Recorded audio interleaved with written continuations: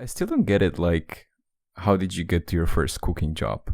And Oh, how old were you? Where were you in your life? I was in New York. So I started working at the same restaurant I waitressed Mm. at. Yeah. So I was like, I want to try it because I actually applied to a cooking culinary school, and I was going Mm-hmm. to go to actually get a full training of being a chef. And then I was telling my colleagues at the restaurant, I was like, oh, I'm going to go to culinary school. And they're like, don't waste that money. It's a lot of money. Why don't you just, work here for free? And I was like, okay.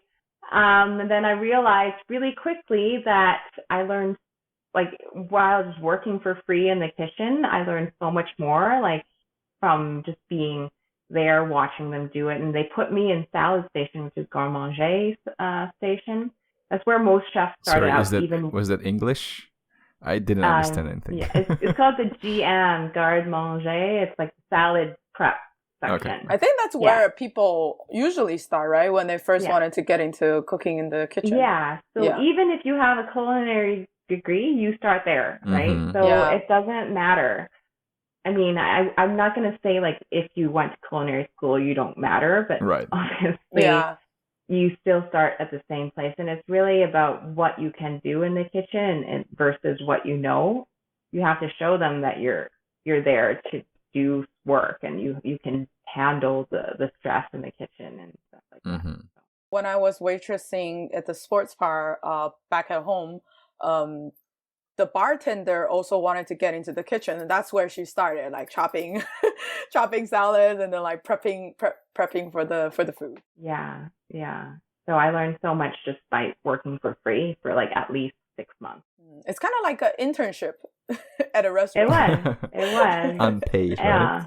Yeah, Yeah. unpaid. And then I just worked my way up. So after the salad section, I work in the fish section, and then you do sauces and hot food.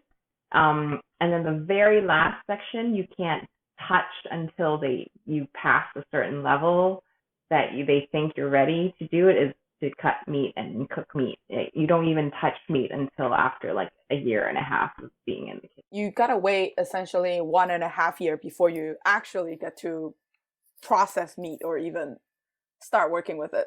Yeah. Yeah, I mean, not really 1.5 years. I mean, if you're good enough, you can do it within like 6 to 9 months, right? It depends the size of the restaurant, right? So the restaurant that I started out with had like a chef and then like a sous chef and then like everybody else was cooks. So yeah, there was like five of us at the kitchen max. So I moved up a little bit faster than if you were to work in a larger scale restaurant. How long did you work in the restaurant until you kind of realized that cooking is what you wanted to do, or was that ever a realization? Oh yeah, I mean, I just was like I hated myself as a dietitian because I wasn't giving it to my all at work, Mm-hmm. and I would dread it because I was like, this is what I studied for, but I was spending all my time in the restaurant, Yeah. mostly because they had free food. And then um and then I love my coworkers because there's no job I've ever done had the same camaraderie. Like you got each other's backs, right? You get yelled at for the same reasons, and you get like praised for the same reasons because we all have to work together, right? Mm-hmm. So I loved hanging out there.